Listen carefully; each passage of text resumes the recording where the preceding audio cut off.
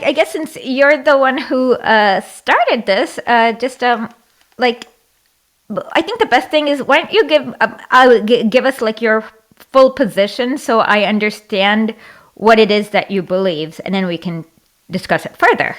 Sure. Okay. So my position is basically that, historically speaking, the default position for communists, regardless of the country within which they live, is one of patriotism. That the class struggle necessarily has to be national in form. Otherwise, it there's no way for its actual content to be given expression. So what that means is that even if you're a country like Imperial Japan, or even if you're living in Nazi Germany, right? German communists resisting the Nazis still must be German patriots. And the same is true for Japanese communists resisting the government of Imperial Japan and opposing the policies of Imperial Japan. So to me, being a patriot is an integral part of being a communist, so much so that I cannot really see any context or meaning of being a Marxist or a communist, or let alone a Marxist-Leninist, without being a patriot. And to me, being a patriot doesn't mean agreeing with your government, or even identifying with your government, or even necessarily identifying with the, institutional foundations of your government. It simply entails a love of your country and your people. But to me, I think the American context is especially significant because it's in America that we find more or less the origin of modern patriotism in the form of the War of Independence, which to me I think has a special significance for communists historically and even today in the present day. Uh, so I think I would just begin with that. Okay. So I think I have just a few questions to ask.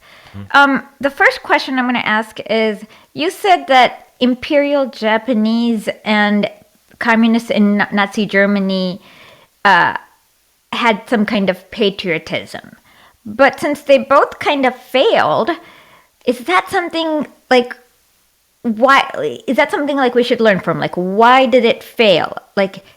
And how is that related to their patriotism? Like, have we investigated that? Yeah, I think it's a long discussion, but I'll give a brief answer for both of them respectively.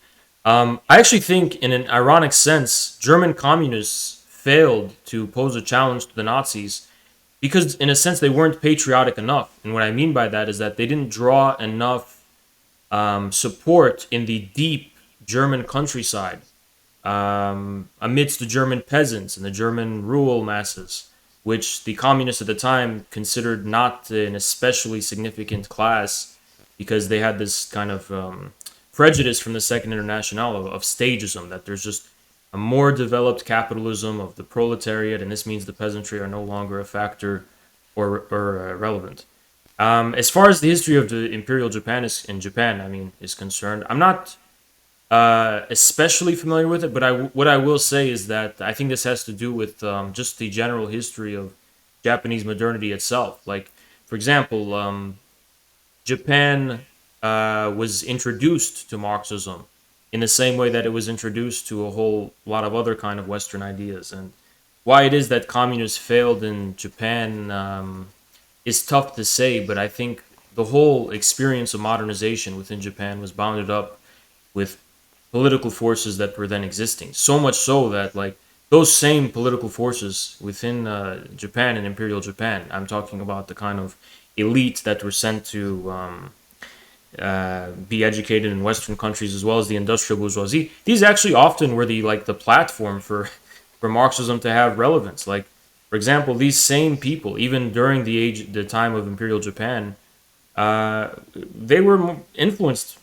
I mean, like, you could see that they were influenced by Marxism and the way that they were approaching in their economic policies and their developmentalism, and in the terminology and phraseology that they would use to describe their country and economy. So I don't think that, but I think my wider point, as far as both of those cases are concerned, before we can talk about like what is a necessary, effective strategy to win power, I just trying to stress that even in countries whose crimes are so just uncontroversially egregious, even among bourgeois liberals, for example, in America, even in those extreme cases, it's not enough for German communists to withdraw their sense of patriotism and love of country, and the same is true for Japanese communists. But we still have not addressed how, or okay. So I guess we've mildly addressed the patriotism. So you think that because the German communists rejected the appeal to patriotism, they were not able to recruit enough rural peasantry in the Weimar Republic. Is that what I'm hearing? I just want to make sure I understand this argument. No, I think by patriotism, I really do mean tapping into the real foundations of the German nation and the country itself in the form of the German peasant, which in every peasantry in every country is going to be more national in character inherently. Hold on. One question though. So the German country, as we know in the Weimar Republic, was kind of created by basically the Treaty of Versailles, where they kind of chopped off different areas. Yeah. But before then, the peasantry in Germany felt patriotism to the Bavarisch kingdom. And I know this is because I read the book about Hitler's trial. So it seems like, how could they feel patriotic towards a country that didn't really exist for 2 years? And most of these German peasantry felt patriotic for the Bavarisch kingdom. And that's why they were mainly Catholic, and the people in the north who were the communists were mainly from the former Prussian Empire. So this whole patriotism thing is a little confusing to me. So can you clarify how this works with the Bavarisch kingdom? What you're talking about is the fact that Bavaria was more rural in general. It was less developed. No. I'm saying that. Let me just get the quote out that I read from David King's book. But go ahead. Well, while I get the quote out, continue to make your point. Yeah. By peasantry, right? It could obviously mean a lot of things. Usually, it just refers to the material, the masses who form the material basis of the country and the state. But as far as the origins of Germany as a country, this actually has its origins in at least the 19th century. There is a strong sense of a German country, even among the Bavarians and throughout the constituent, provinces of the Weimar Republic and as before then the German Empire. It's only with the Weimar Republic that you have for the first time an explicit modern German state. But the question of there being a German people and a German country was not really, that much in dispute. It's not like Germany or the idea of Germany was just invented with the Weimar Republic. After all, the Weimar Republic adopted the flag of the German Revolution of the 48, during the springtime of nations. Okay. So, and the German national project was a project of the German people, right? Including But okay, so this is what I read from the book, The Trial of Adolf Hitler. He says, okay, hold on. It says that by November 7th, however, Hitler had changed his mind. He had received word of Gustav von Kahr's rally following the night of the Bürgerbrau, and he feared that this event might prefigure a major announcement, possibly unveiling Kahr's own plans to march on Berlin or even declare Bavarian independence. Hitler, but even if the speech produced no major results, which was more likely, Hitler predicted that all prominent leaders of the Bavarian regime would be together at the beer hall. So it seems like Hitler was appealing to the sentiments of not the German nation, but Bavaria, of the Bavarian kingdom, according to at least David King's book, The Trial of Adolf Hitler. So how can he... So it seems like there wasn't really... Can you try to explain how...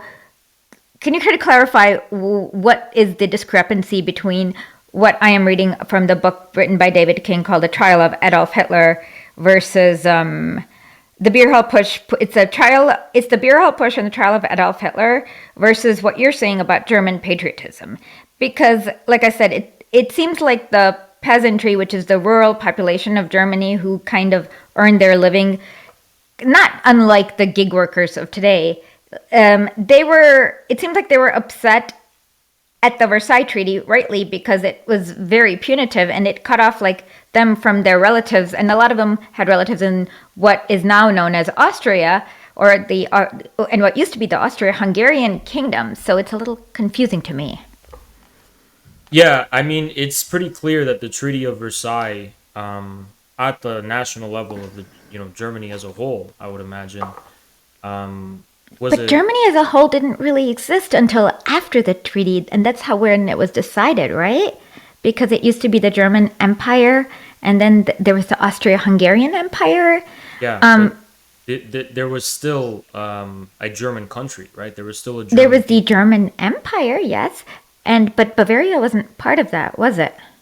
Right, but the German people inhabited But the the. German people, you mean the German language-speaking people?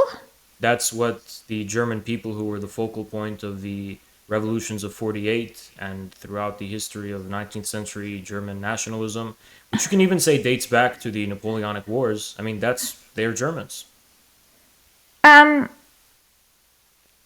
Well, it seems like, from my understanding of history, it seems like there was a big German language speaking population in Austria Hungary, the Prussian Empire, the German Empire, Bavaria, and believe it or not, even in the Russian Empire. For example, Right, the yeah. very first adherents to the Nazi Party were actually Baltic Germans who were upset about losing their slaves in the Right. Bolshevik Revolution. Well, So the it seems. Weimar Republic, for the first time, established a German nation state, a state of the But German did the people, Weimar Republic, but wasn't the Weimar Republic essentially established by the by Treaty of France, Versailles. England, Yeah, and America? of course, yeah. So then, like, they cut off pieces of that used to be that had a Right, like in yeah, Strasbourg that had a majority German-speaking population that just went in Ruhr Valley that went to France. right.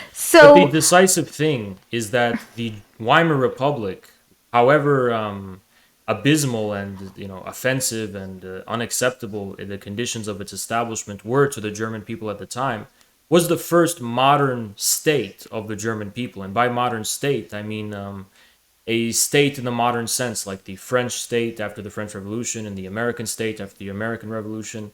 A state that had not only had a constitution but was kind of uh, had a kind of formal rule of law, and was basically a state in which all citizens were equal before the law, and there was no recognized distinctions according to the law. The basic universalistic kind of modern state for the German people. So to me, I think the wider point is that But wait, the hold manner on. by which Well, one second. communists. One second. So I'm again. This is from the same book, The Trial of Yeah, Adolf Hitler by David King, and this is what he said: the Berlin, after all the bloodshed and sacrifice, the Berlin government dared to sign the Treaty of Versailles. At a stroke of pen, Germany would be stripped of 10% of its population, 13% of its territories, and all of its overseas colonies. And for many Germans, it was a piece of shame and unparalleled national humiliation. The monarchy and great power status were gone, and Germany was no longer the continent's richest and most powerful state. Oh, and then when it redrew the map of Europe and handed over German-speaking populations to France, Belgium, Denmark, then recreated the Kingdom of Poland and the new state of Czechoslovakia, and a wide gulf indeed seemed to separate the victors' lofty ideals and their actions. And to the horror of many monarchists and militarists alike, Germany was a republic for the first time.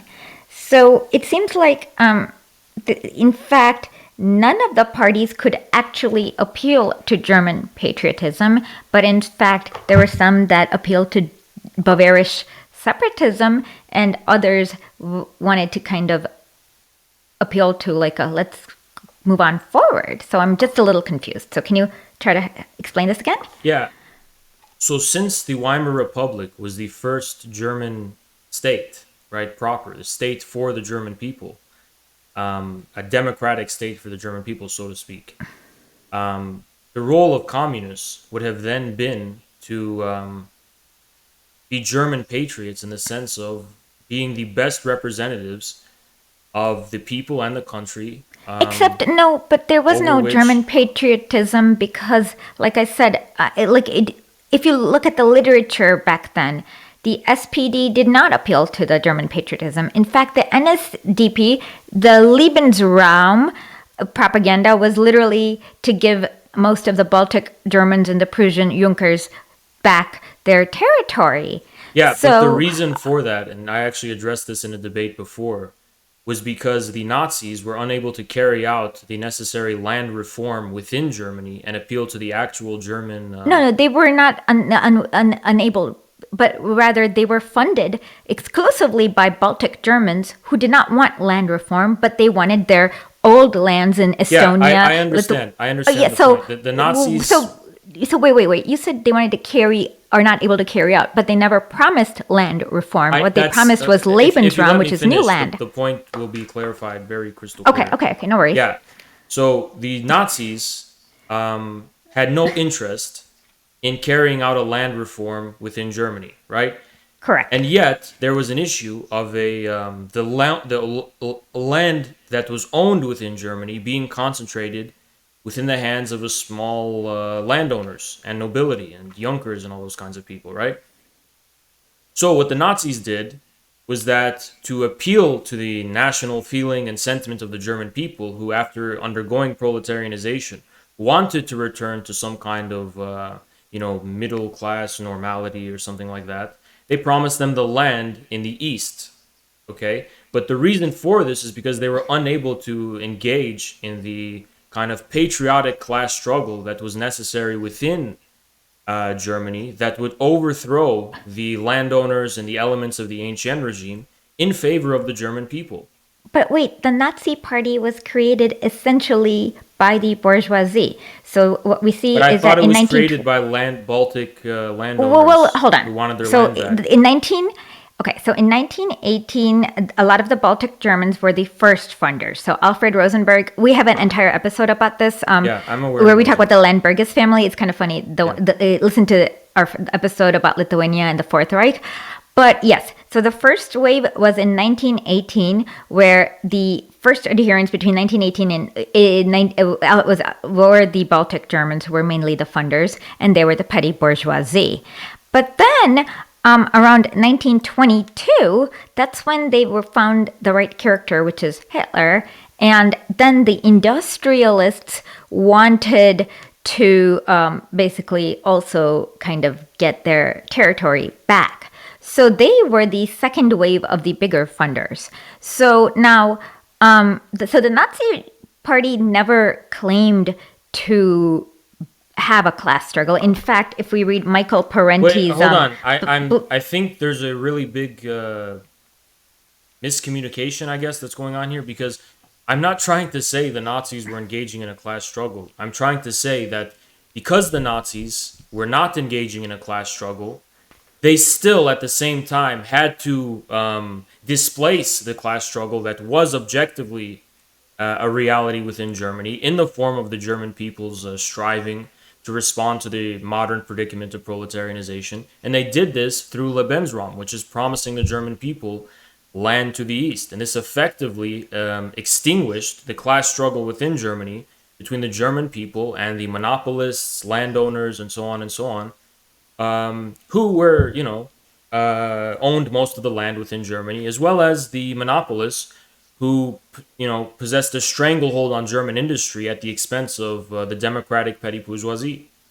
So when I say that the German communists were not patriotic enough, I just mean to say that they focused too exclusively on the urban proletarian class struggle within the cities, but didn't recognize the need for the application of the insight of Leninism, according to which the class struggle has to take the form of a kind of united front and even a popular front in an alliance with the quote-unquote democratic petty bourgeoisie. This is Lenin's phrase for the for the elements Hold among on, the hold on, hold peasantry on. that represented I'm a little this. confused then. So you said that they had to appeal to the German patriotism, but now it seems like you've redefined the patriotism to mean uniting the peasantry and the proletariat, which no one has any objections to.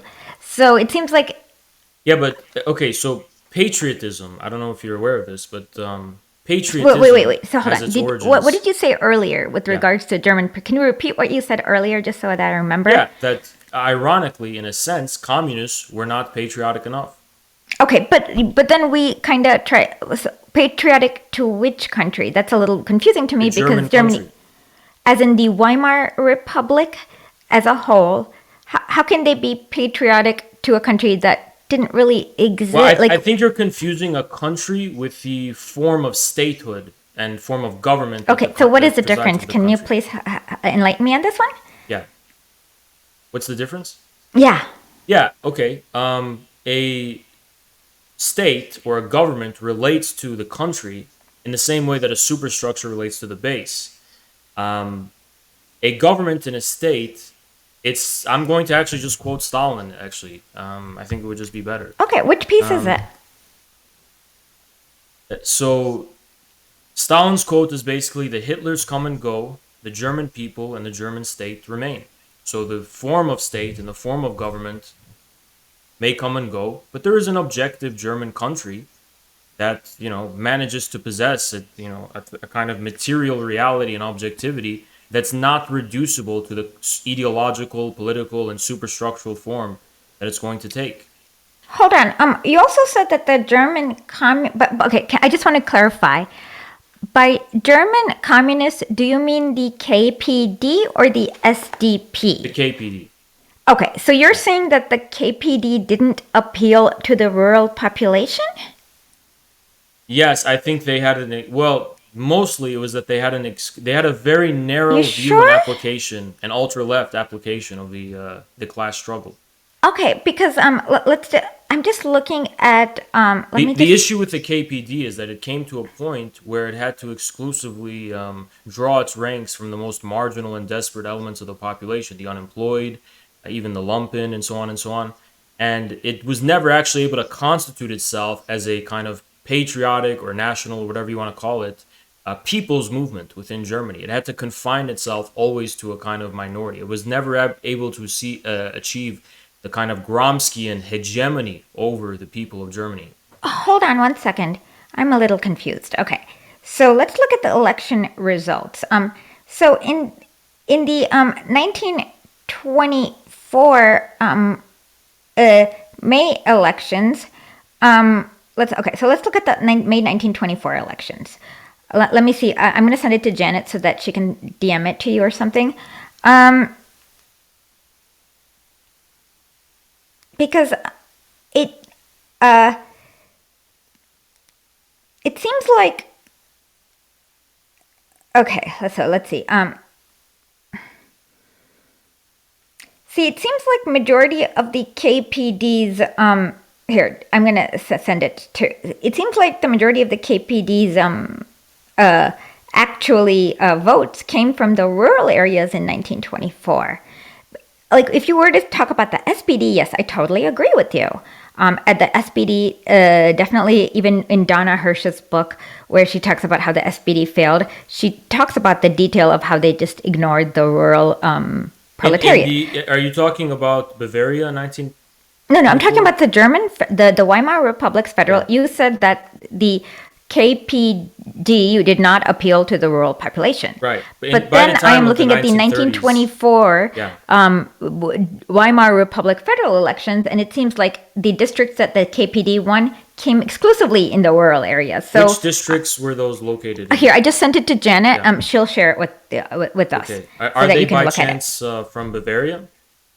Oh, no, Bavarians went mostly center. Okay. Because well, Bavaria. I wasn't actually familiar with the election of 1924. Okay, but then which is you said, interesting. but you did claim But- that the Cape, yeah. Yeah, but it's actually besides the point because No, if it's you not look at- because you literally claimed that the KPD did not appeal to the rural Well, population. okay, let's be logical here, right? No, So I'm there's- being logical. There's So, two important points though that make that not an essential point, right? The first No, one, okay, well, the first one lies in the fact that even if by happenstance the KPD did receive the majority of its support from peasants in the election of 1924, this doesn't necessarily mean that the KPD was effectively or correctly appealing to them. It could just be that for reasons that it was unable to articulate and distill the significance of, peasants were swung over to the KPD. So it doesn't actually prove that the okay, KPD so then in the had a December, correct strategy. okay, so, It so could, hold on, it could hold on. be, for example, In that the December of KPD, 1924, it could the be, for KPD example, that the hold on. KPD did not correctly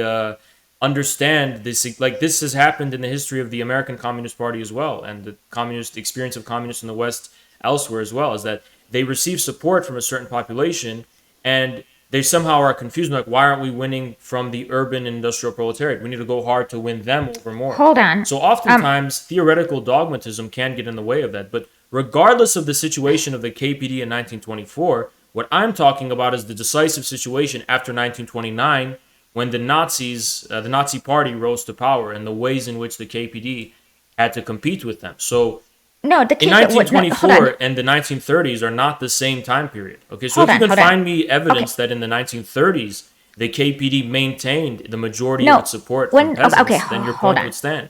Hold on. No. What you don't understand is that the Nazis in 1933, okay, so the first thing, have you read the book 4 Years of Political Murder? So what it shows you that in that between 1918 and 1922, there was basically a lot of murder of left, like people who were members of the KPD, and they went mostly unpunished. But then what happened is that according to Donna Hirsch's, let me just read you this segment. Oh, here, you can continue to talk while I find the relevant segment from Donna Hirsch's book. But this is what she said about the KPD, what happened in 1920, after 1928. So let's see. Give me 1 second. 1924 was like the only time that, okay, so basically in 1924, like the only time they kind of had a fair chance to run the election, because as like in 19 the SPD in 1928 basically had a thing where they wanted to eliminate fascist violence. So they did this thing where they were like, oh, we're going to eliminate extreme violence on the left and the right, and then crack down on a lot of the KPD. So they weren't really given a chance to run in 1928. So, and then in 1933, they were just completely, all of them were arrested and sent to a concentration camp. So, Okay, so there's two things, right? The first thing is that we can clearly discern, all of that aside, I don't know what the no, we is. can't discern all of that aside because you just claimed that the KPD failed to appeal. It did fail.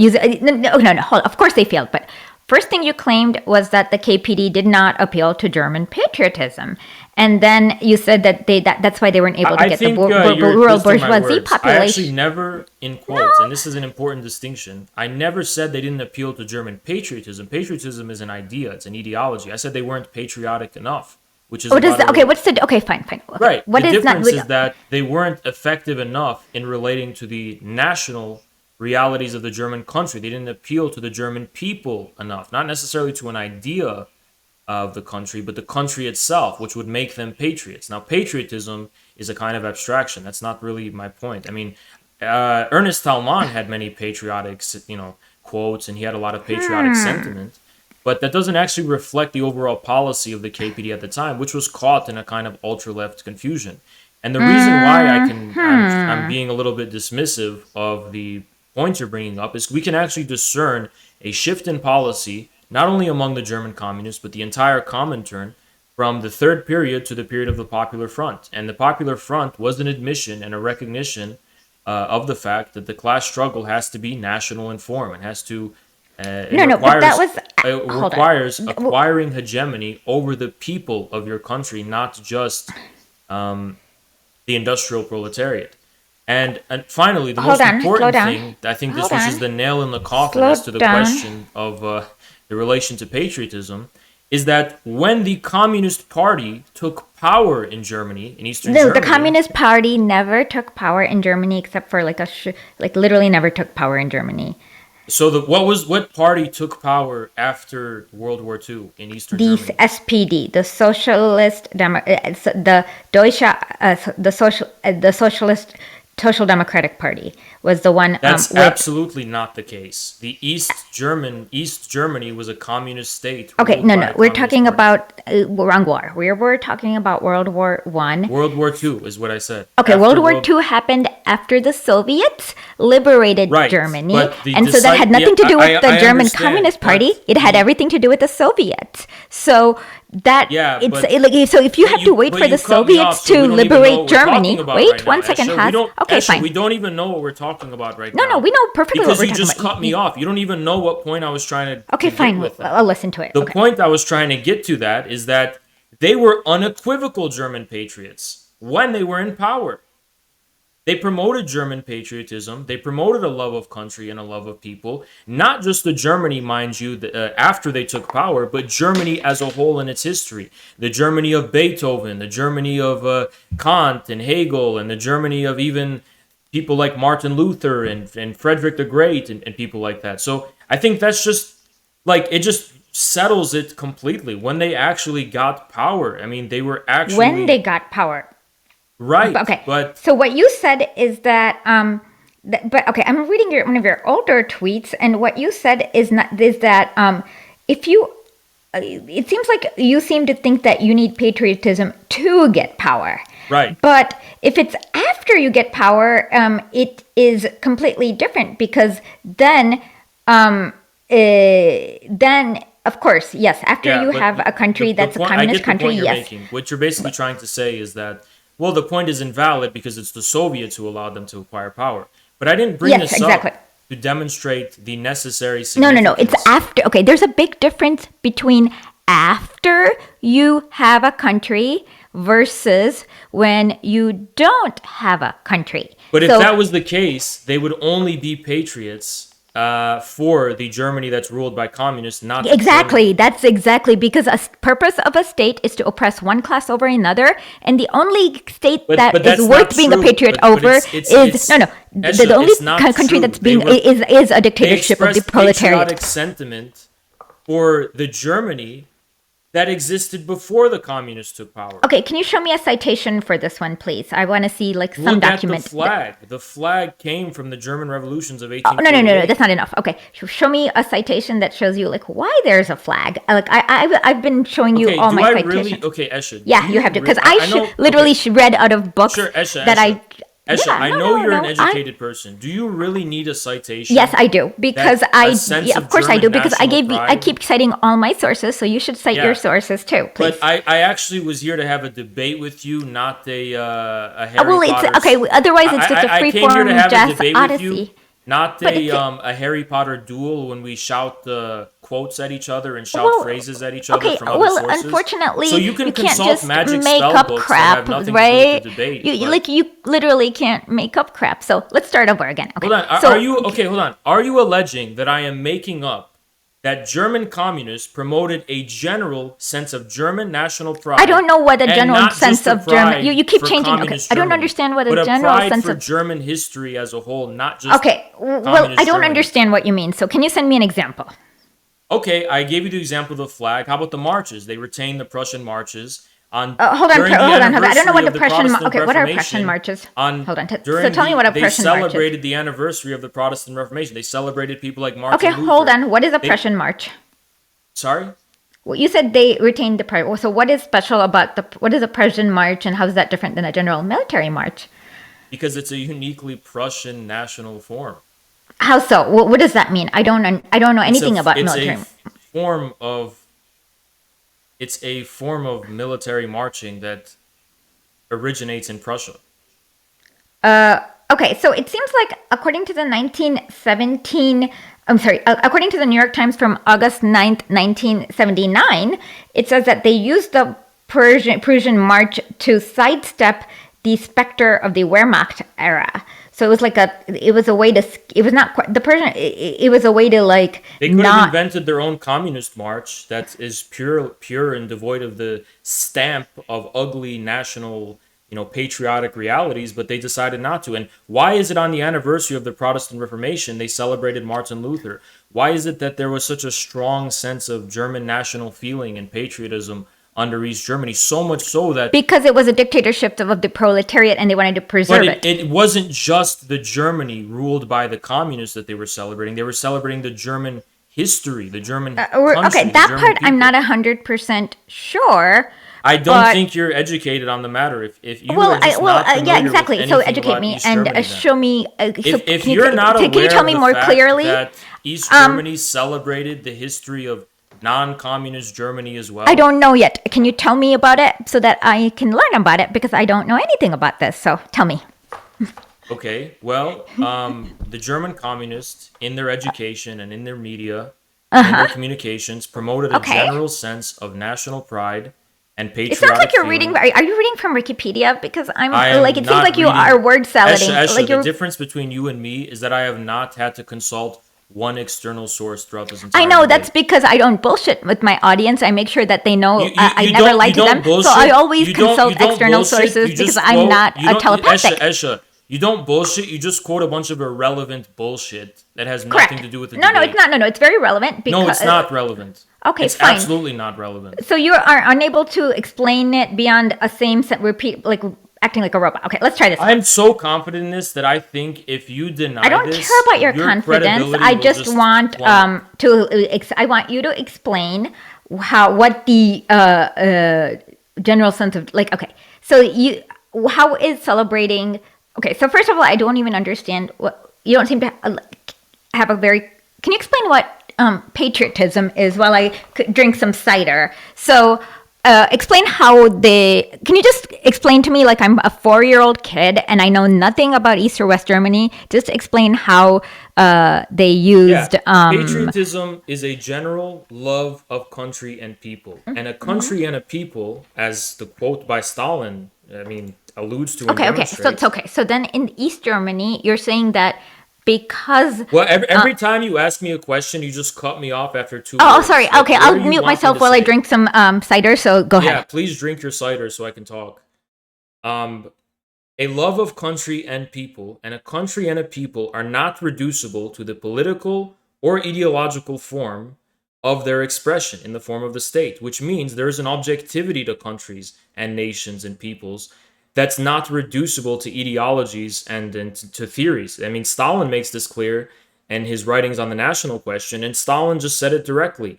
The Hitlers come and go, but the German people and the German state survive. Well, Hitler was in control of the German state. So how could Stalin be alluding to the idea of a German state and a German people that's just not reducible to the form it had taken at the time? Well, because he acknowledges the objectivity of national realities. And East Germany likewise acknowledged this in the form of acknowledging the history, traditions, and realities of the German people, even above and beyond the form it was taking at the time, which was led by the communists. The communists didn't just promote communist Germany, they promoted a sense of pride in the history of Germany as a whole, even before the communists took power.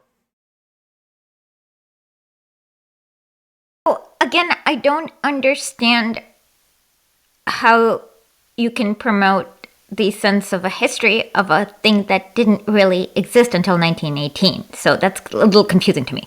So what... Germany did exist before 1918. No, the Roman Empire existed. Like the German-speaking population were There was no remember? German nation state, but there was a German country and there was a German people. Okay, so what is the difference between a nation state or a country? Sure. A nation state refers to a political form, right?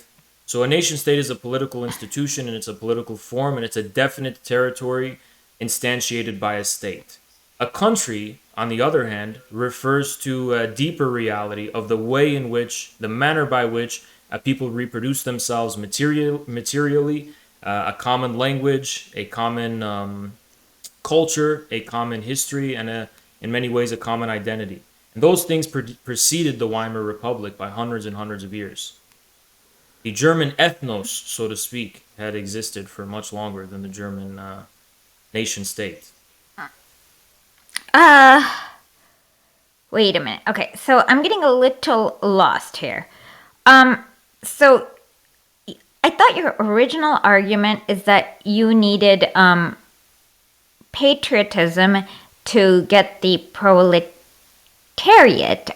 It's actually not a utilitarian thing So where what? it's like it's only for the proletariat to do this.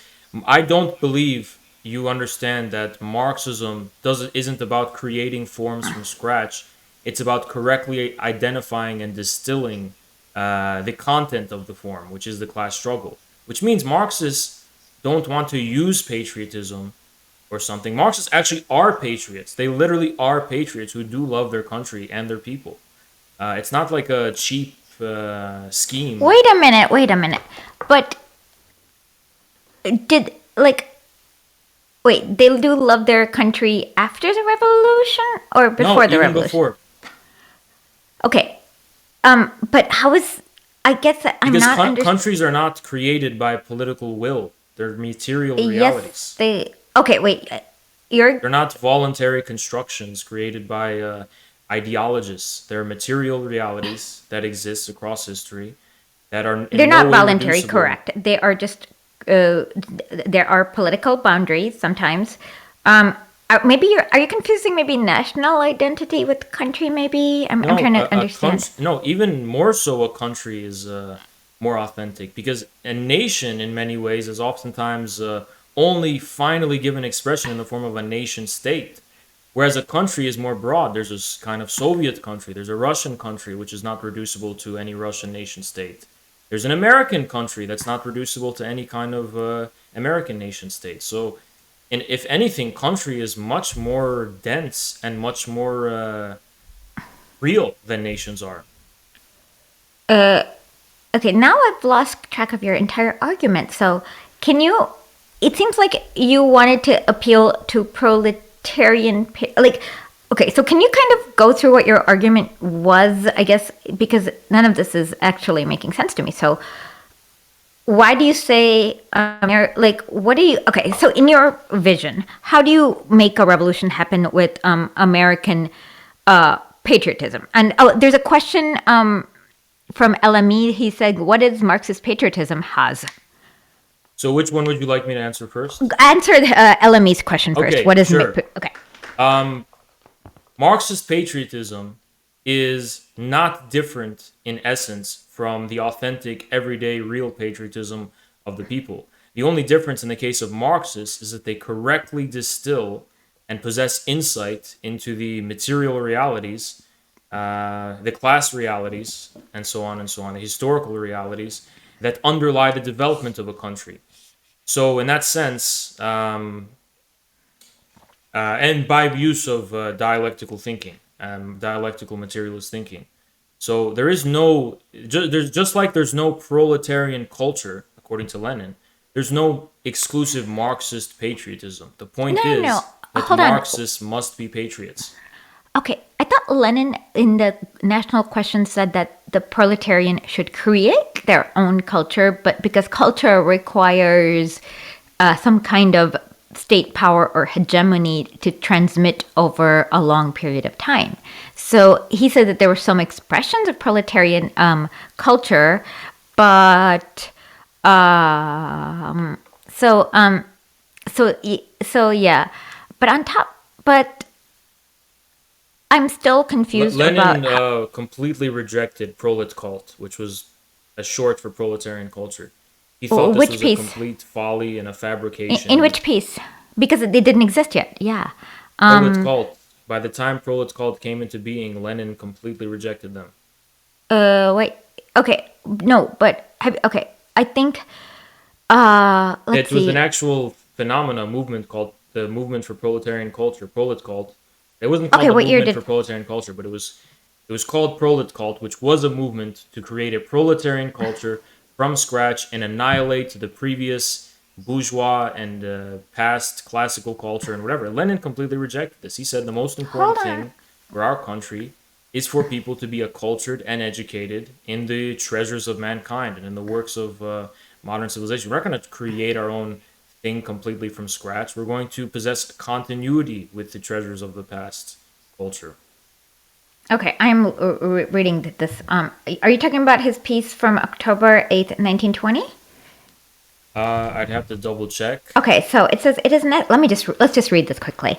It is necessary to draft a resolution of the prolet cult Congress should drawn up with the utmost urgency that it should be endorsed by the Central Committee in time to have it vote at this very session of the prolet cult. On behalf of the Central Committee, it should be submitted not late. Okay, hold on.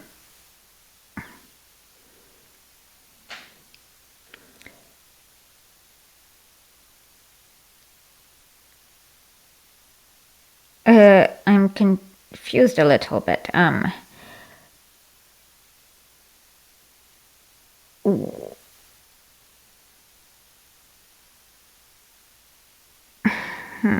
So the relevant passage here is that Marxism has won its historical significance as the ideology of the revolutionary proletariat because, far from rejecting the most valuable achievements of the bourgeois epoch, it has on the contrary assimilated and refashioned everything of value in the more than 2,000 years of the development of human thought and culture. And then he said, adhering unswervingly to this stand of principle, the All-Russia Prolet Cult Congress rejects in the most resolute manner, theoretically unsound and practically harmful, all attempts to invent one's own particular brand of culture, to remain isolated in self-contained organizations, to draw a line dividing the field of the work, or to set up a prolet cult autonomy within establishments under the people's So it seems like basically okay, so it seems like what he's talking about is basically like a culture that's detached from the proletarian. No, but he's referring to the past 2,000 years of human culture and achievements. But this still okay. Now it seems like we're veering way off topic. Okay, let's go back to where you're saying. So there's another quote. Hold on. Also, since we're quoting, this, however, does not mean we can restrict ourselves to communist conclusions and learn only communist slogans. You will not create communism that way. You can only become a communist only when you enrich your mind with a knowledge of all treasures created by mankind. Okay, but we must that doesn't. bear in mind. Hold on. For example, hold on. we talk about proletarian culture. We shall be unable to solve this problem unless we clearly realize that only a precise knowledge and transformation of the culture created by the entire development of mankind will enable us to create a proletarian culture. The latter is The latter is not clutched out of thin air. It is not an invention of those who call themselves experts in proletarian culture. That is all nonsense. Proletarian culture must be a logical development of the store of knowledge mankind has accumulated under the yoke of capitalist, landowner, and bureaucratic society. All these roads have been leading and will continue to lead up to proletarian culture in the same way as political economy is reshaped by Marx, has shown what human society must arrive at, shown us the passage to the class struggle, to the beginning of the proletarian revolution. And this is to the tasks of the youth. Okay, hold on. It says all experience of modern history. So, for example, you think that, so how would the flag of the East India Company modified, how does that relate? The East India Company was a private... Yeah, but the U.S. flag is basically the East India Company flag modified. Literally. So I just don't understand. Well, you want to use the symbols. The similarity between the East India Company flag and the American flag has no bearing on the actual real world history. So okay, hold on. Okay, you made a tweet where you think people who do you know why there is an American flag?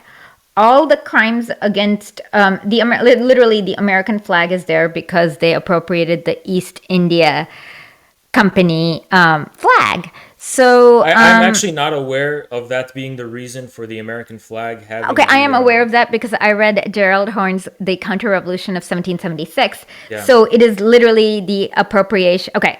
Well, let's look it up since we're consulting external sources. We have to. Of course, otherwise it's just a free-form jazz odyssey. Right. Okay, Esha. Your mistake lies precisely in the fact that you see no other nations except bourgeoisie nations, and consequently no, I know that America. No, I understand the reason why you should be very patriotic in the Soviet Union or East Germany or China, but okay, you have overlooked the who arose out of yes, but those nations existed. They arose out of the ruins, and in fact, that's the East Germany national anthem. You are talking about patriotic. Hold on, hold on. I'm answering. Wait, 1 second. I'm just answering this one user. Okay. Thank you, Chris, by the way. I really appreciate this.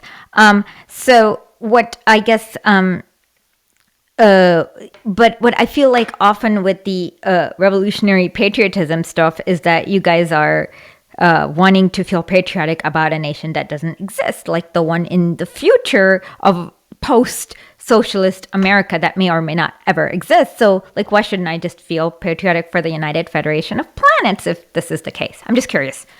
Okay, but go on. If you want to address Chris's comment, you can continue too. Go ahead. Yeah, I did some small preliminary research on the question of the origin of the American flag, and it turns out that this is actually controversial. Some have actually disputed a direct connection between the two. Others speculate that the main reason why there's a resemblance is because initially the flag of the Grand Union was not actually going to be a separate state from the United Kingdom. So adopting that flag was a symbol of loyalty to the British Crown at the very beginning. But after the Declaration of Independence, obviously, it no longer took on that significance. But it still became, the way in which things become the symbols of countries isn't some like intentional artistic design that adheres all of the, intentions and meaning. It's a completely arbitrary process. Why are some random symbols the symbol of countries and nations? Well, it's just a completely arbitrary thing. It doesn't have to do with the fact of what it comes to symbolize and comes to mean through the course of history. Okay, well, the American flag, I mean, would often for indigenous people symbolize, oh, we are taking your land, we're planting our flag here, you're going to all die, and we're going to kill you all. I mean, so it may symbolize that for indigenous people, and I wouldn't fault them for feeling that way when looking at the flag of the United States. Okay, so then for what about... But then the duty of communists would be to give the flag a different meaning, not based on moralizing and virtue signaling to indigenous people, but by assuming leadership over their country, such that as the leaders of their country, they can make right by indigenous people. Okay, so you are saying that we should. Okay, so you hold on. You're saying that it is the indigenous people that need to adjust, as opposed to the genocide. I am actually not prescribing anything to indigenous people. Okay, so then why do you care about... They have their own leaders, they have their own tribes, and they have their own organizations, which I have no plans on intervening in. I'm an American, and I plan on intervening in the politics of my country and my people. And so far as indigenous people are concerned, I aspire to do right by them and make right by them, but I can't expect them to trust me at this stage. So I can just hope that in the future, American communists leading a communist America can earn their trust. Wait.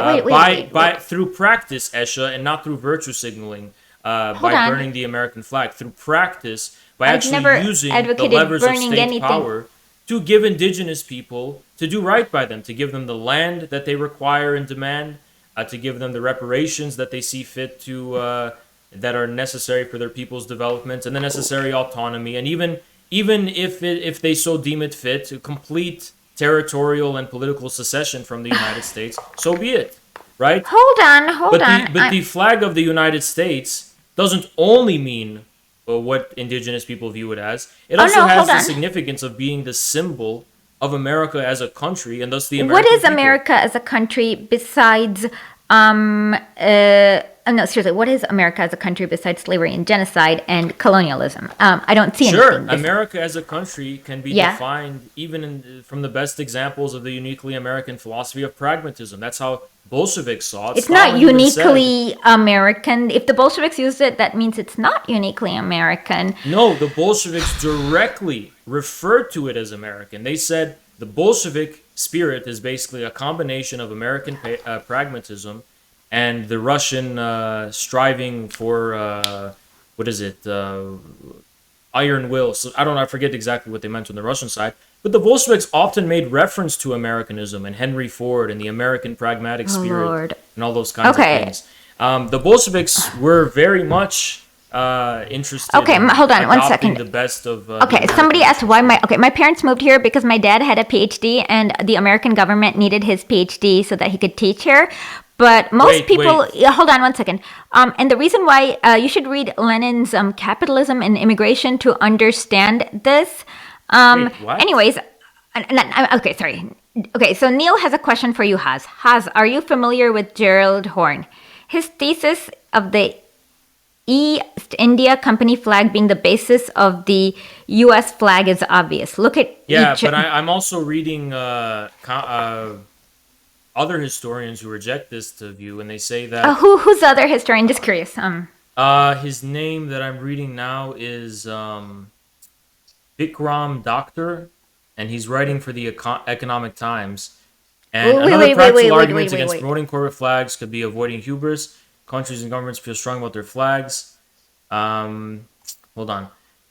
Others simplify the design into a diagonally quartered flag with some elements. Hold on. Let me get the exact one. East India. The East India Company's flag dates from the 17th century, long before the American flag was even thought of, and originally seems to have been just red and white stripes. At some point, the canton was added. Was in office. Transferred. Not the red and white. Company flying using red flags on its ships, St. George's Cross in early 1616. American. I'm sorry, I'm doing all this research like right now. Take your time. We have all day long, so don't worry. Hold on. The problem with Fawcett's theory, as he readily concedes, is that there is no clear written evidence that the Americans took the company's flag as their model. Yet none of the theories put forth for the origins of the flag are particularly plausible either. And Fawcett's company flag theory does at least have a strong visual link. It may never be firmly established yet.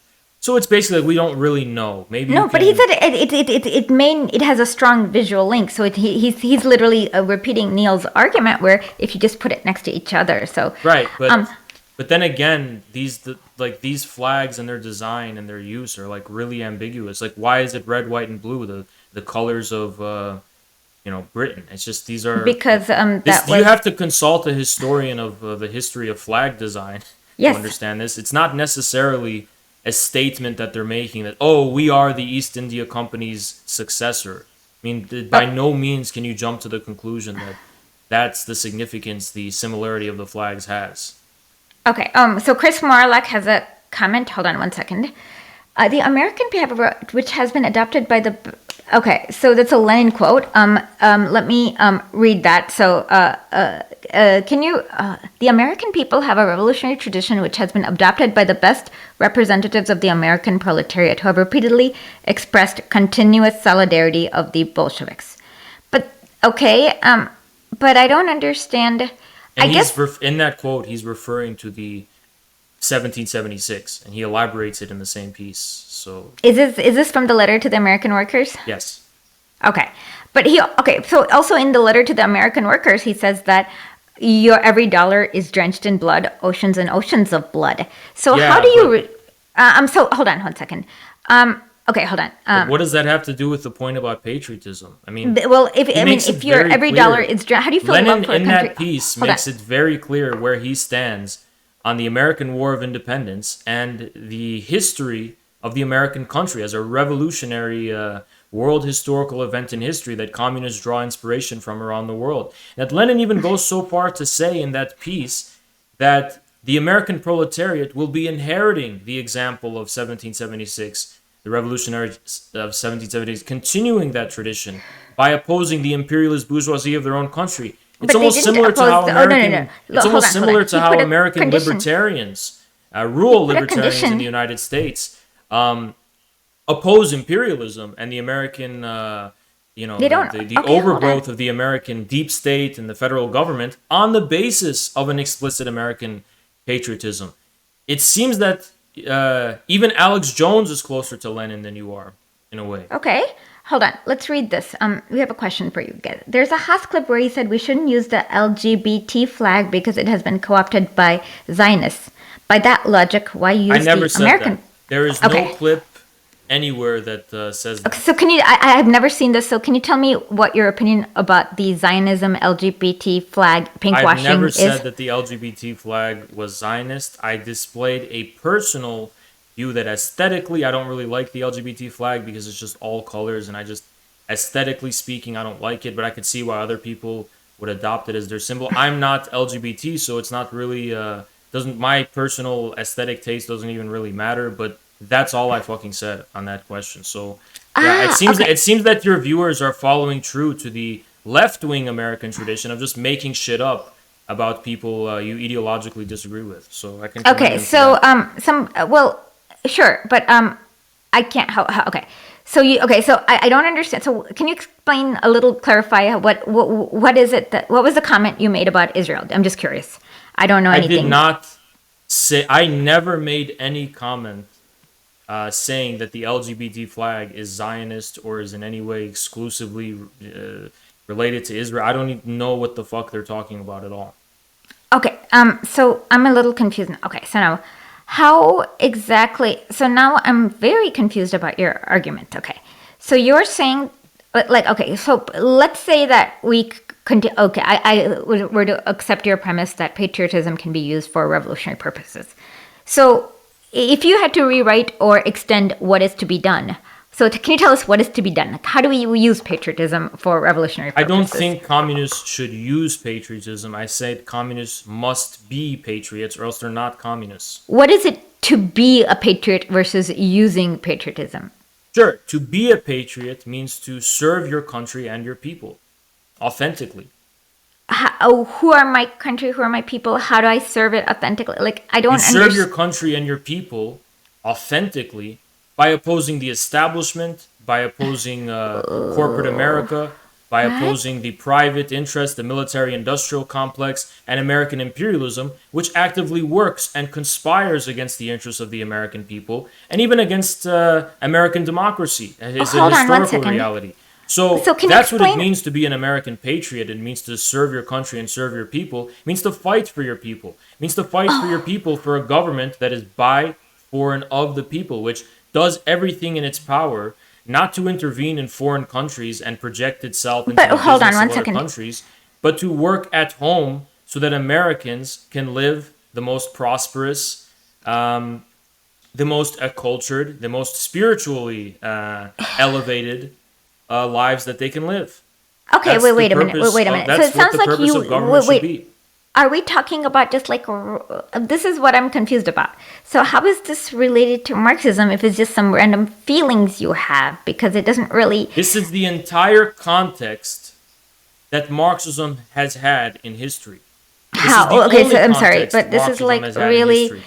Hold Marxism on. in history wasn't a bunch of bitter intellectuals sitting around who wanted to completely raise everything to the ground and build something new Basic- from scratch based on ideologies Hold and on, hold on. theories. Okay, you said I'm an Marxism was about American. establishing an authentic connection to the people. Marx himself was called Prometheus because he took from the heights of world historical philosophy of his time down to the people. He was the just like Prometheus stole fire from the gods and gave them to humanity.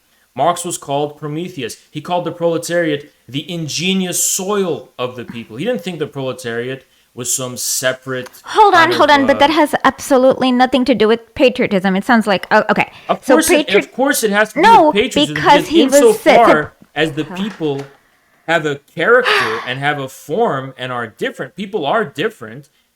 One of the ways you identify that difference is through their country. What nation are they? What country are they? What state do they live Huh? under? All of these things are part of the ways in which No, you I find think different you seem peoples to in different confuse places of the world. The patriotic. Chinese people are different from Russian people. Russian people are different from French people. French people are not the same thing as the people in Uruguay. People in Uruguay are not the same thing as people in India. People in India are not the same thing as people in Syria. People in Syria are not the same thing as people in Ireland, and so on and so on. These are all different types of people Okay, but it seems with like I different can't. history, with different culture, different tradition, different state, and different reality. So, okay. So now, assuming that, okay, it seems like you're kind of word salading, but so now, I still don't understand to me, I don't see any logical thread between anything you said today. It seems like so, I think that's a most intriguing form of copium for you being unwilling to recognize just the plain reality of my correctness here. Like, you can cope and say that, you can okay, try to hold on. reject my very clear line of argumentation by saying there is none and that it's all a bunch of, No, I didn't say there was disjointed none. I nonsense. said that But that's what I I would asked you to actually explain call it a again. cope. So I would that call you, that a cope. okay, I'm sorry. I asked you to explain the argument a little bit more clearly. So let's start over. So you said that patriotism, people, okay. So let me just write down what you say so that we don't miss it. Okay. So you said that, so let's make sure. So communists must be patriotic in order to be successful, is what you're saying? Not only must they do so in order to be successful, they must do so in order to be communists in the first place.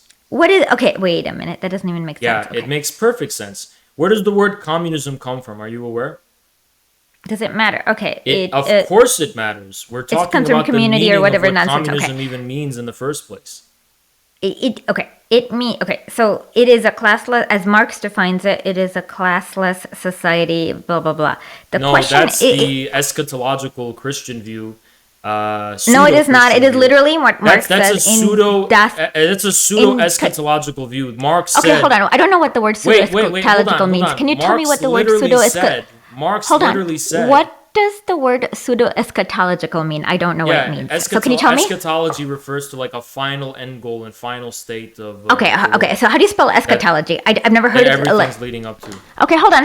Okay, let me just look up the word. I think we should actually consult Marx himself on this question. No. I don't understand. Okay, you hold on. No. Let's not consult Marx. Let's understand the word pseudo eschatology because you used this, and I don't want to. I said pseudo Christian eschatological. Okay, I don't know what okay, let's start over. I don't know what eschatology means, so let me look that up. Eschatological.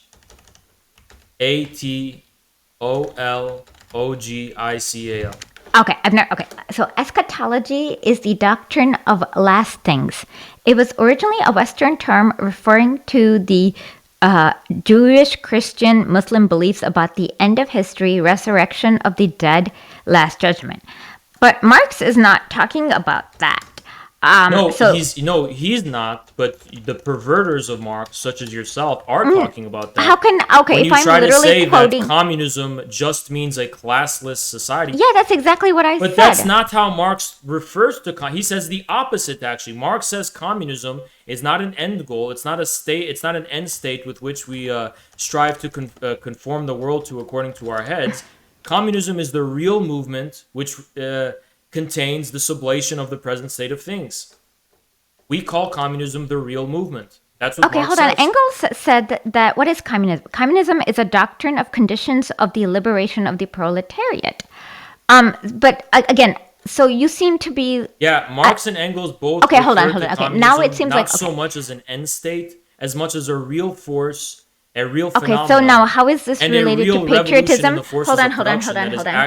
Okay, how is this related to patriotism? I'm a little confused now because Esha, the issue is that my arguments, being fundamentally more profound, require explication, but you just interrupt me and you don't even allow me to say fine. I will mute anything. and tell me when you're done with all the explanations, and then I'll ask questions. Go ahead.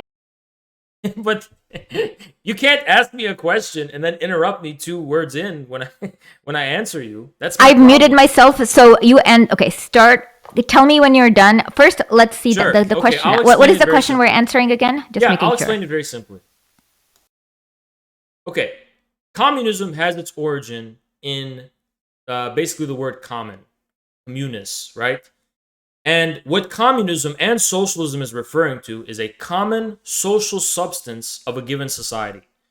Now, after modern capitalism, specifically, this common substance that unites a people and establishes a common economic reality of a people breaks down. People become proletarianized. They lose their land. They lose their traditions. They lose their sense of common reality with one another. And so communism intervenes to address this specific reality economically.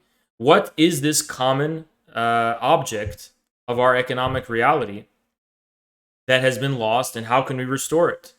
And that's why some of the first communists were in fact reactionary kind of communists, reactionary socialists, feudal socialists, and so on, because they saw feudalism as a restoration of feudalism as a return to what had been lost. Now, if the form of any given society is inherently going to be within a specific country, a specific civilization, a specific nation, that means that the only meaningful context for a common reality is going to be the common reality within the context of this country, this civilization, or this nation. Communism isn't something you impose on reality from thin air. You identify the common reality. And in the case of the America, one of the only ways you can refer to this common reality is by means of being a patriot. The common reality of the American people and the country within which we live. It is this reality that communists that seek to address, seek to relate themselves to. This is the only context within which communism can have any meaning. It's as simple as that. So the first thing is that so I get okay. Hold on.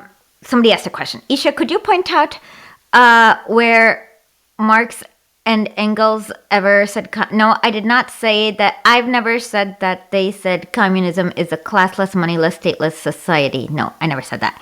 I said that the first stage is the establishment of the dictatorship of the proletariat, and that's what they would define as socialist. So once you have they never made the distinction between socialism and communism. Yes, they did. No, Lenin later made this distinction. No. Okay, fine.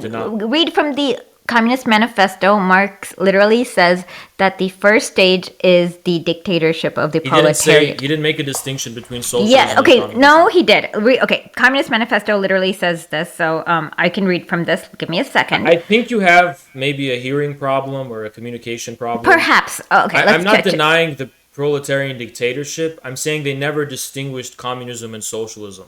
Okay, I'm gonna say that they use these words interchangeably. Okay.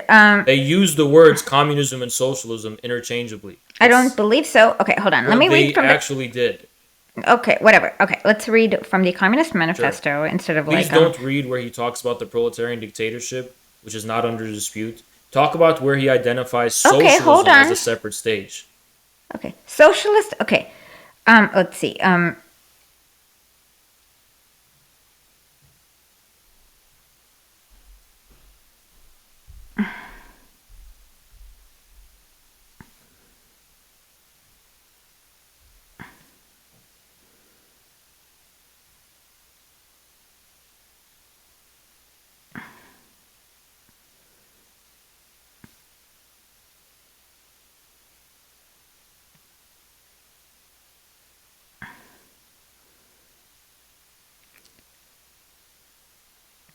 Hold on, I'm looking through this.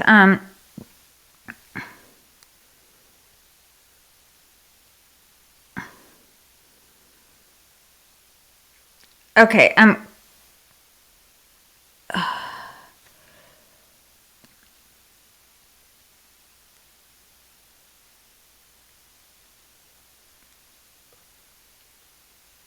I guess I'm still not understanding. Okay, so the first thing is, why don't we address my main objection? Are you familiar with, say, the Jakarta method? Or actually, can I just quickly show the clip of what the Contras did? Yeah, I am aware of the crimes of American imperialism. Okay, so then if you were to tell the proletariat every single crime of America, like, how can they feel patriotic about a country that what would be the like kills babies with a sledgehammer? What would be the context and the significance of doing that? Okay, well, for example, so for example, in Afghanistan, the U.S. put in rapey warlords. So the idea is so that you can tell the soldiers, I actually have a response to everything you just said. No, hold on. Okay. It will save us time. It'll save us time. No, I don't want to save time, but go ahead. I'm listening. While you do it, I'll mute, and then I will look for the quote. Please. And I'm going to address this entire argument. No one's denying that there have been crimes of American imperialism in the American ruling class. But simply going to random people and just telling them this, the question is, what is the Hold on. point? Okay. That's a straw man. I'm not saying that you go, hey, death to America. That's really stupid. That's like a complete straw man. Like no one's saying, hey, death to America. By the way, did you know that they killed babies with a sledgehammer in Guatemala? No.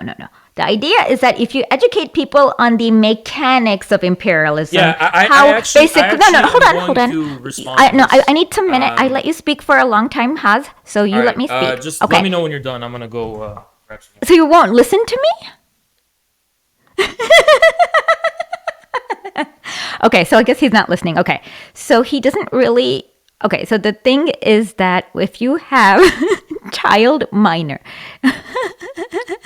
Okay, so basically, the way imperialism works is that you go down from each level, so that in Africa, you have to have child slaves, and then the reason it keeps trickling up. So when you understand the whole system of imperialism and the fact that the US has been waging a war against illiterate peasants for the past 100 years, how on earth can anyone, like, you have to understand imperialism in order to break it down. And you need, basically, the only way I can think of to break down imperialism is to get the soldiers to basically do what Lenin said, turn their guns, i.e. not go and kill entire villages in Afghanistan, but to defect. So how are you going to do that? Like, to me, it doesn't seem to make any sense that you're going to get them to turn their guns, like, instead of like killing entire villages in Afghanistan. Like, you have to explain to them the whole system, and then you'll notice it keeps happening and over. Indonesia, Jakarta, Vietnam, they basically fought against this in order to make sure that they have access to raw materials. They literally waged a war for bananas. And so the way you can break the imperial chain with the U.S. proletariat, the only way... Is he phoning a friend? Oh, no. Is he phoning a friend?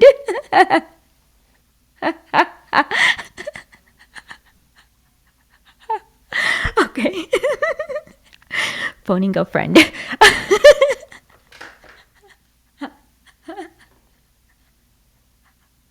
Wait, are we done wasting time, or is it? Okay. Sorry. So it's by just like, you have to explain to them this. So Yeah, how I mean, are you? if you actually let me talk and just don't I'll interrupt let you me. talk. Okay, fine. You can talk as Yeah. long as you want. The debate, this whole debate, like this specific point, will be over. It will be completely addressed. But I don't think you can like. Can you just not interrupt me? Won't interrupt you until you say I am completely done, Okay. and you can interrupt. Yeah. You can Okay, speak. Perfect, Okay. Perfect. Okay. So we don't need another lecture on the crimes of American imperialism around the world and the atrocities committed by the United States around the world. And that's not under dispute and it's not under contestation. The best manner by which the American people will be educated about the crimes of their ruling class and the crimes of American imperialism is through accentuating the internal struggle at home between the American people and their establishment.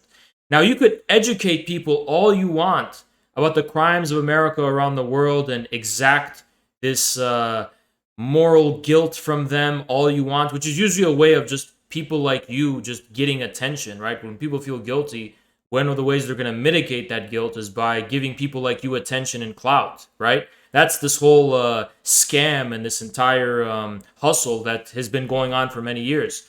But if you actually want to educate people about the crimes and the inhuman depravity of American imperialism and the American government around the world, you participate and accentuate the objective contradiction between the American people and the establishment at home. Suddenly, the crimes of the American establishment will become very apparent insofar as these crimes become apparent in the war between the American people and the establishment. Through the course of the development of this struggle and in this war, the American people will see the hypocrisy of the establishment. They'll see its rottenness. They'll see the evil and this proverbial swamp of the American establishment, such that they will be open to all manner of education about the past. They will say, wow, there's so much we just didn't know. We are only on the tip of the iceberg. If it's this bad, just imagine the crimes before. Suddenly, the crimes of American imperialism and the American establishment will be given new meaning through the course of the development of a present struggle. Not a focus on the past, but focus on the real objective class struggle in the present. And that is how the American people will become educated as far as the crimes of American imperialism are concerned. Not by holding them in a room and explaining to this. How are you going to get soldiers to rebel against the military? You're not going to do it by appealing to middle class morality like during the Vietnam War. You're going to do it just in the same way that the Russian soldiers were able to turn against the Tsar. You're going to do it by addressing the contradiction between the American people, among whom include soldiers, and the establishment. It's through the development of this contradiction that the same divisions within the military and so on will appear. That's what happened in Russia. Russia had a land reform. American people too aspire to have some kind of proverbial land rather than this aimless proletarianization of the gig economy and this future of complete uncertainty, being unable to raise families and live normal lives. Now, you are beginning as your starting point from the premise of thin air morality. I'm referring to the actual concrete material realities. That just about sums up the difference.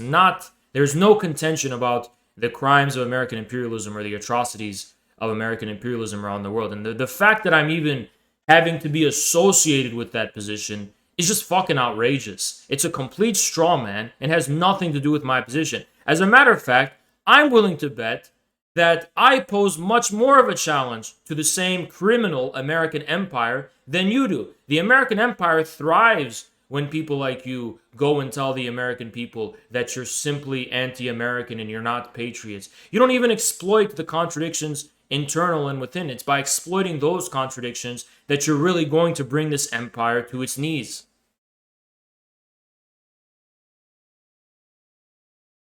I rest my case.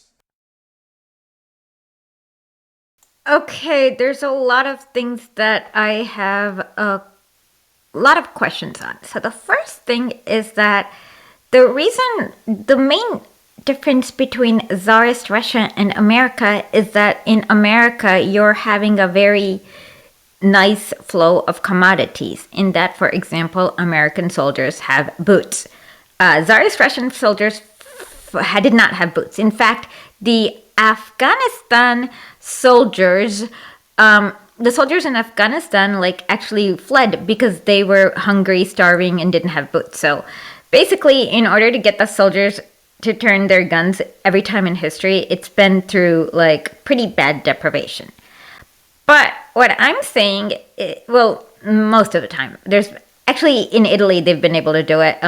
In Italy, they kind of around World War II they switched sides, and they did not do it via appealing to patriotism. But yeah, so that's the first thing. The second thing is that you cannot fight what you don't understand. So U.S. imperialism is a big monster that has never been defeated, and no one has a solution. Otherwise, there are billions of people who would have wanted to get rid of U.S. imperialism. So, and we also know that it's unlikely that within the American imperial core, even Lenin didn't think that there will be anything good happening in the imperial. He really doubted whether the imperial core was revolutionary. He didn't believe that. So, right now, what I see the main problem is that way too many leftists are kind of oh, I support the Uyghur thingy, oh my god, free Belarus, and all kinds of things like that. So they're not basically showing critical support to third world countries where the chain is the weakest because of basically chauvinism and just not understanding the problem. So I guess what I see is that in the US, American patriotism is always used as a way to skip the dialectical analysis. For example, somebody's for example, instead of reading capitalism and immigration, they say America is a land of opportunity. or the fact that instead of explaining that America has the WTO that just kind of like excludes everyone from intellectual property and literally steals things, they would say, oh, America has the best inventors. So the way patriotism as it is used right now is basically to skip the dialectical explanation and give people American exceptionalism and exception. And so I just do not see how we're going to be aiding third world countries in their struggle. So how by appealing to American patriotism? If anything, it has been a tool for the bourgeoisie to get the U.S. soldiers to like. In fact, the American unions itself collaborated with the bourgeoisie in 1948. And ever since, the AFL-CIO, which I jokingly call the AFL-CIO, has a solidarity center right now trying to do a coup in Myanmar and Thailand. So for me, what I see is that I don't separate myself. So there are two things that can happen with the proletariat. They can be either collaborate with their bourgeoisie and the bourgeoisie could see the threat and get a bigger share of the loot, or they could stop the process of looting in general. And I just don't see how patriotism can stop the process of looting within the imperial core. The first point I would like to make is that deprivation is always historically relative. This is a basic Marxist point in relation to its significance for politics and in relation to its significance for the economy. During the conditions that would lead to the Arab Spring in 2011, no matter how bad the standard of living of the actual middle-class Egyptians in Cairo and in the major cities of Egypt, as well as throughout Tunisia and the rest of the Arab world, they were nowhere near as bad as the people who lived hundreds of years before. And yet, the people hundreds of years before weren't rising in rebellion against the Ottoman Empire, despite living in a comparatively worse living standard. That's because it's a living standard is just that. It's a standard. When there's a deviation from the standard that people reasonably expect to have, that is the source of revolutionary upheaval, revolutionary sentiment, and a breakdown of trust in the establishment. And that is always going to be something that's relative. Now, people mock, for example, the shortages that are probably going to plague the country in the very near future. I'm talking within the next 2 months, because Americans are so privileged and have access to a standard of living that most of the people in the world can't even dream of. But this standard of living is relative to the American people. If American people can't have meat for Christmas and can't have access to things that they expect to have Christmas, that is going to be a source of discontent with the establishment. So this moralization over the flow of commodities isn't particularly convincing, because the degree to which people are going to have a rebellion against their state and their government reflects their relative standard of living and those expectations. As a matter of fact, that's why oftentimes revolutions actually break out among the most privileged sections of the society. This was true for the French Revolution, and this was also true for the Arab Spring. People who had expected to rise to the ranks of the upper middle class and increase their standard of living, even if when their standard of living didn't go down, just the fact that it didn't go up was enough to provoke this kind of upheaval. It didn't go up relative to their expectations. So, talking directly about whether people have shoes on their feet and whether they have boots isn't really relevant. It's a completely vulgar third worldist view, whose logical conclusion is a kind of anarcho-primitivism, right? It's just this idea that humanity must be reduced to its basest level of want in order to be truly revolutionary. It's just a complete nonsensical argument. And finally, you talk about, this is going to bridge to the point, you talk about the so-called third world and the need to have solidarity with the third world, but countries like Russia, China, Iran, the most formidable challengers to American imperialism, don't conceive themselves as third world countries. They conceive themselves as middle countries that are aspiring to possess a status of being developed countries with a good standard of living for their people. They don't want to dwell in being a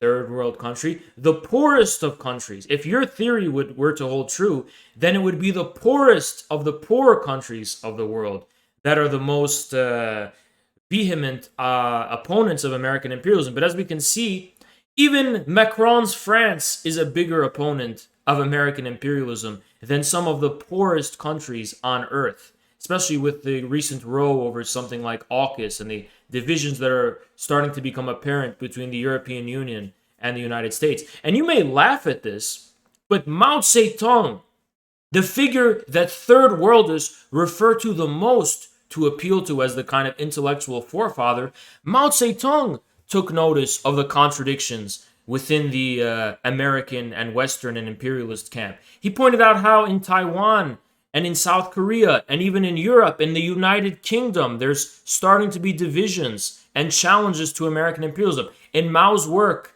what is his work? Is it called The Wind and the Rain? Mao, American Imperialism, Paper Tiger. U.S. imperialism is a paper tiger. He explicitly says the United States owes debts everywhere. It owes debts only to the countries, not only to the countries of Latin America, Asia, and Africa, but also to the countries of Europe and Oceania. The whole world, Britain included, dislikes the United States. The masses of the people dislike it. Japan dislikes the United States because it oppresses her. None of the countries in the East. So he's not just talking about third world countries. He's talking about how, objectively speaking, there's a contradiction between American imperialism and this new multipolar world that had been emerging at the time. And this is not a contradiction based on a moral appeal to the crimes of American imperialism. It's an actual material world historical contradiction that's happening independently of morality, of someone's morality. So, and moreover, as my final closing statement on this matter, basing one's opposition to American imperialism solely on the basis of morality does nothing but, in material reality, strengthen the foundation of American imperialism, because it privileges the site of American subjectivity as a site of privileged moral universal agency. And it is actually American universalism in form, not necessarily in content, in terms of the ideological content, that is the fundamental basis of American ideological imperialism. American imperialism isn't just when you promote freedom, democracy, and liberty. It's even if you swap freedom, democracy, and liberty for Marxism, liberation, justice, and third worldism, it's still the same fundamentally American pathology. In form, it's the exact same thing. And that's actually what counts. Okay, the first thing I'd like to clarify is that the Arabs, are you familiar with Atpor and Sergei Popovich? Because most of the Arab Spring was a National Endowment for Democracy operation in order to create coups. And so it is not, it is literally not like a revolution. In fact, it is a counter-revolution in many ways, in that they became, it was basically, like I said, Sergei Popovich bragged about how he created Tahrir Square as a way of it was like literally an experiment for him. So I would not use most of the Arab Springs. Tunisia was probably genuine, but everything afterwards was definitely used by the U.S. government as under imperialism. So that's the first thing. The second thing is that the revolutions you mentioned, there are two kinds of revolutions, the bourgeoisie revolutions and the proletarian revolutions. The proletarian revolutions 100% of the time have happened in the poorest countries like Russia, China, Vietnam, Cuba. Bourgeoisie revolutions like the one has happened in France and other countries. As for, because of imperialism, the U.S. tends to install puppet government. So yes, many third world countries have a comprador class. And if you watch John Pilger's The New Rulers of the World, you'll understand how the U.S. cultivates that kind of bourgeoisie, with the cycles. So I don't. So it's kind of like the U.S. installs a government against their will, and yeah, they're gonna continue to allow their population to be used for essentially slave labor. So I just don't I guess I guess it seems like I'm a little so what I see is that that's just the main thing that I'm addressing. So I would not use the national. I just don't think. Okay, so what I'm saying is that yes, it is unlikely given our history. So if you have a new method that can shake a revolution from the imperial core, I'd love to hear about it. But I was just making a comment from historical observation. So I guess I'm not sure how much more time we have, but yeah, I guess I guess what I'd like to do is, I guess, do you have a, I don't know, closing statement or anything like? I guess, I mean, I think this was a very fruitful thing in that I understood a lot of where you were coming from. But but do you have any like last minute closing statements or like any idea of like really what is to be done? Address that regardless of the circumstances of what actors were intervening in Tunisia and Egypt, I don't buy the idea that the revolution in Egypt was a foreign okay, Sergei Popovich literally admitted to it. So I don't know what. Yeah, I just don't buy that Mubarak was a revolutionary. And no, Mubarak was not revolutionary, but the Tahrir Square was definitely. I am. Mubarak. Okay, so what they did is they assassinated. Hold on. Anwar Sadat. Was a Ba'athist. They assassinated him. The sentiment, the anger, the passion, and the culture, everything behind the Arab Spring in Egypt was more or less authentically reflecting the reality of the Egyptian people. And finally, and the same can be said about Tunisia. And to say the otherwise is just a flagrant. Okay, so Tunisia, like I said, I was authentic, but like I said, the Carnegie Council basically has like I will send it to Janet and she'll send it to you and she'll share it with the chat. But the Carnegie Council literally explained how. Regardless of the point, though, it's actually not the point. No, it makes sense. It makes a big sense in that if you have a CIA op, that's like much different than an authentic revolution. Egypt was not like Syria. It was actually a real, authentic. No, I'm sorry, but Sergei Popovich literally admitted to it, and the CIA doesn't deny it. I don't know who that is, but it's. Sergei Popovich was the guy who did the I'd rather Project believe Otpor. the people from Egypt and what I know from on the ground than Sergei Popovich. I'm sorry. Okay. Here's what. Okay.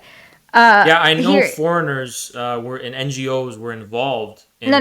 This was literally an op designed, and Sergei Popovich kind of went a little rogue in order to prove that he had the method. So Tahrir Square, is definitely a national endowment backed operation. We're just gonna have to agree to disagree there. But as literally, I'm showing you them admitting I can't it, read but that's that. I don't know what that is or what. Okay, well, we'll send it to you.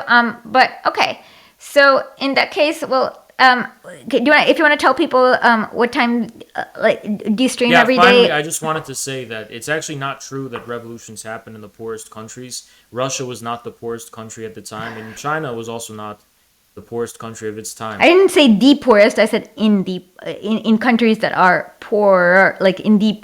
Yeah, I did not say it was the most poorest country. But I reject the poverty as an explanatory value for why revolutions happen. Revolutions happen for much more complicated reasons than just poverty. But regardless of the fact, the example of history should not discourage communists in Western nations. Hold on. Chris Morlock has a super chat question. Hold on, let's answer his question. Don't ultra-leftists simply sell indulgences, meaning they offer an absolution of sin by formally denouncing the sin? How is this material if the purpose is to find commonality of all people? Okay, I'll address it first and then you can address it. No, so Chris, this is not what Marxists believe. Marxists believe that society is fundamentally a class conflict. So we're not trying to find the commonality between all people, but we are trying to get the proletariat to oppress the bourgeoisie. So it is a class war. The proletariat needs to fight, win. So that is what Marxists believe. And so we're not definitely finding no commonality. We want the proletariat to go beat and defeat the bourgeoisie. Do you have a comment on this one, or do you want me to read this out loud, or just can you see it? Quickly? The view of the selling of indulgences is actually one that our collective had arrived at independently many years ago. And it's not just a cheap comparison. It's actually very deep ways in which you can see that the corruption of the Catholic Church and the current American left, the corruption of the Catholic Church at the time of the Reformation and the American left now. There's so many striking parallels and similarities. It's really interesting to investigate. Now, it's in no way material to the purpose of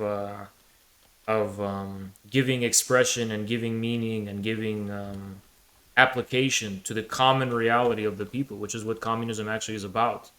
And the significance of the proletariat, as far as Marx is concerned, is precisely because it is the proletariat that, as a class, embodies the true universality of the whole people, as well as the fate that he viewed awaited the majority, the overwhelming majority of the people in the country within which. So, yeah, to answer your question, yeah, I agree. Hold on. He has to. Wait. He also asked about the commonality. Well, hold on. There's one more question. Janet, can you bring this up just quickly, please? Sorry. It's fine. He also asked, isn't, hold on, let me just quickly get his second part. Where is it? I can't find it anymore. Okay, never. He asked something about, aren't revolution, some sort of, Chris, can you type your question again about the commonality so that Haas can answer it? If you're here. If not, we'll wait about 2 more minutes. Let's see. Any other comments? No. Okay, no worries. It's fine. Okay, so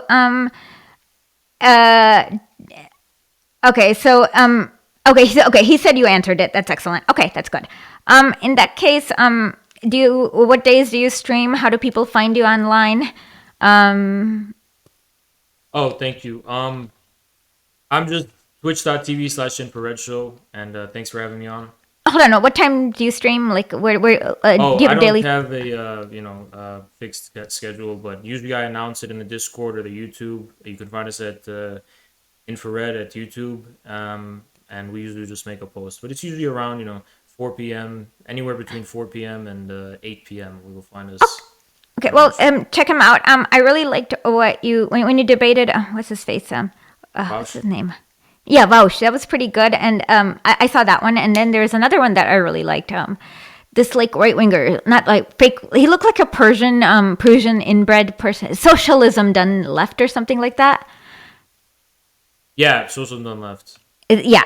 Well, okay. Well, thank you for joining us, and hopefully we can have we should continue this discussion like in a little while after we kind of understand each other's position a little bit more, and definitely keep in touch. It was really nice having this debate. Like, I liked that we were both mostly respectful. All right. Yeah. Okay. Thanks for having me. Well, and yep, and next time we need to meet up when we're in Michigan. Yes. Okay. Thank you so much. Bye. Bye.